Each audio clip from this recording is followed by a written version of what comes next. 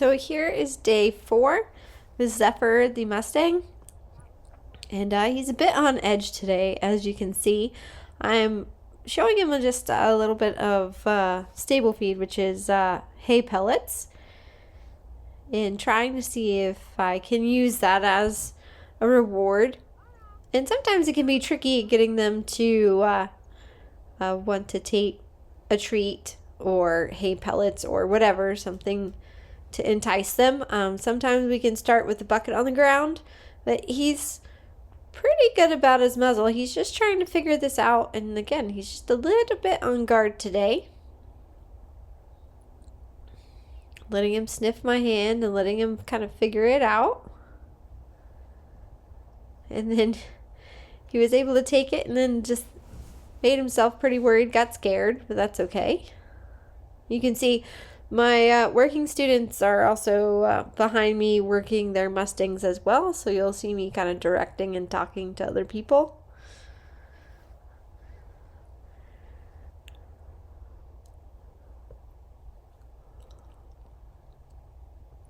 So I'm just going to keep my hand kind of straight out and flat and kind of let him figure it out a little bit.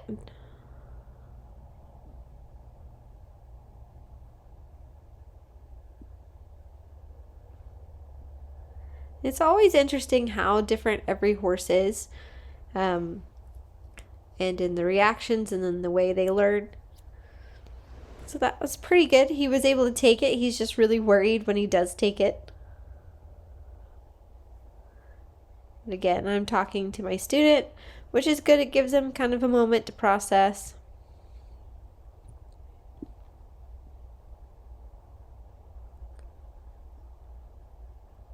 And I just keep a little bit of pressure on the rope when he goes. And then when he comes off the pressure, then I'm soft again.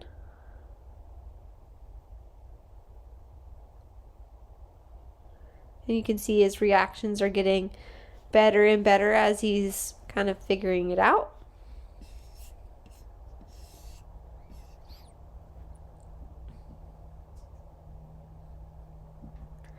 And then I figure he's just, like I said, a little bit anxious, more anxious than usual. So I think it has to do with my visor being on my helmet, which I've only been working him with my helmet, not the visor. And so with these guys, sometimes the littlest thing can make a difference for them. So I just decide to take that visor off. And also, this shirt with the lettering on it can be a little worrisome for them too. So he's a little bit more worried when I come up to his face. He also is a horse that doesn't really like his forehead touched. He prefers down by the muzzle, which you'll see I'm starting to figure out. I'm going to go back to seeing if I can give a positive reward.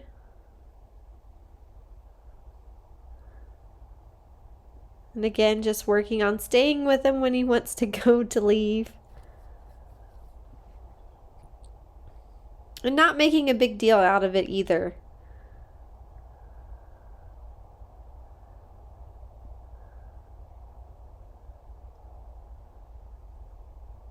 So you can see he's just a bit worried. So instead of trying to use my hand, I just go back to the stick to kind of help bridge the gap. You can see he's like, oh, okay, the stick is fine. And again, I'm kind of talking to my students while I'm doing this, so you'll see that. But this helped him kind of relax and calm down. And again, in the beginning for them, the inanimate objects can be a little bit easier for them to understand the touch because there's no kind of energy associated with them. Because we have a heart rate, we do produce energy, so that touch can be very different for them, and it's a matter of getting them to understand that the touch is okay. So just working on bridging the gap a little bit with the stick. And then taking a little bit of a break and going for a little bit of a walk just getting him used to kind of feeling the pressure on his face and moving off the pressure a little bit. So I'm going to direct him to the left. So I had to move my feet a little bit more than I would like. But just for him for right now, I'm going to do it. Using my left hand to direct to the left and using my right, adding a little bit of pressure by twirling the rope.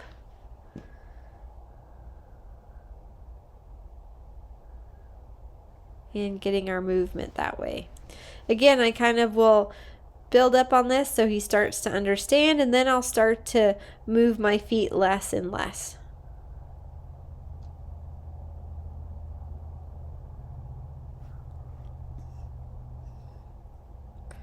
So now I'm going to grab the stick.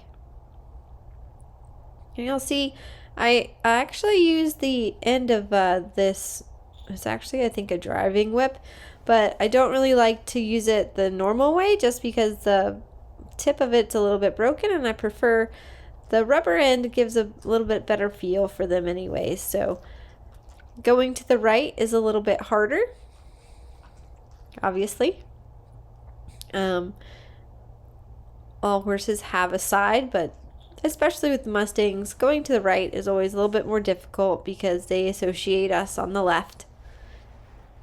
But he's getting pretty good here. I'm just going to use that stick as an extension of my arm, just with light taps.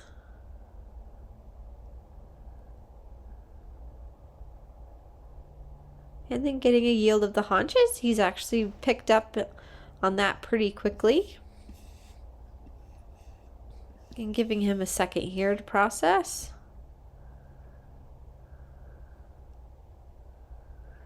So then I did a little bit of a different technique that I've used on actually my last Mustang, Dior, where I kind of mirror their movement. So when they move, I move. When they stop, I stop. And I tried to give him another forehead rub, which again, this had been working pretty well for him. And then I figured it has to do with when I flick my arms. So the lettering on my arms. So I'm just working right here and kind of showing him that, look, buddy, this isn't, it's okay. It's not a threat. It's not sending, but I still can't touch the forehead yet. And there, that's a little bit better. Just trying to show him it's okay. Generally speaking, for them, that turns into a positive reward, is the rub. But you can't turn that into a positive reward when they're associating it with fear. So I have to go in and create those positive moments for him after he's gotten worried about it. So I'm just going to create a little bit of movement in a rhythmic fashion here. Because oftentimes for them, when you try to be very still and moving slow, that makes it worse. Versus if you create it in a little bit of rhythm and movement, they tend to accept it a little bit better. So that's a lot better to where we were a couple of minutes ago.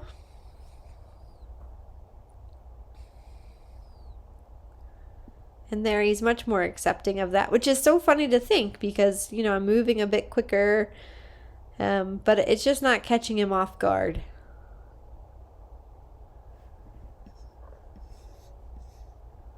Because he's kind of prepared for the movement.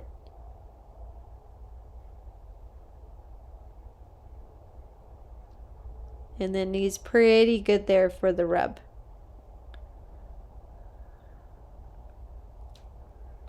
So there, I just let him have a little bit of a break. And then trying to go back. And again, you'll see I like to do, try to do rubs around the facial nerves, around the eyes. Moving to the neck, trying to find those spots where that might be itchy. Because those are when you can really get them to relax and to see your touch as positive.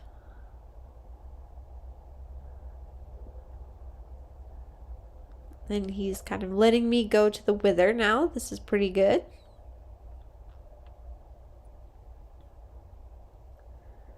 And that was nice. And you saw when I backed away, he was kind of willing to kind of follow a little bit. And then we get a lick and chew.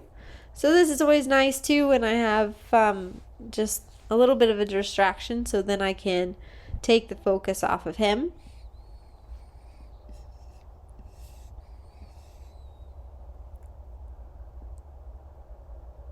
And getting some nice little moments there.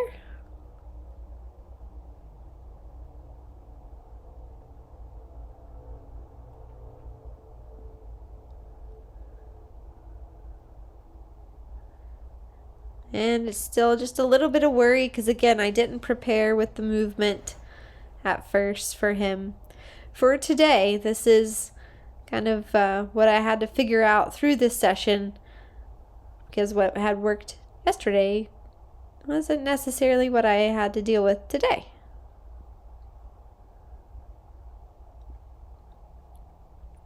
But again, every horse is different, and I'm just trying to go through kind of the motions of what I normally do, but figuring out what works for him best.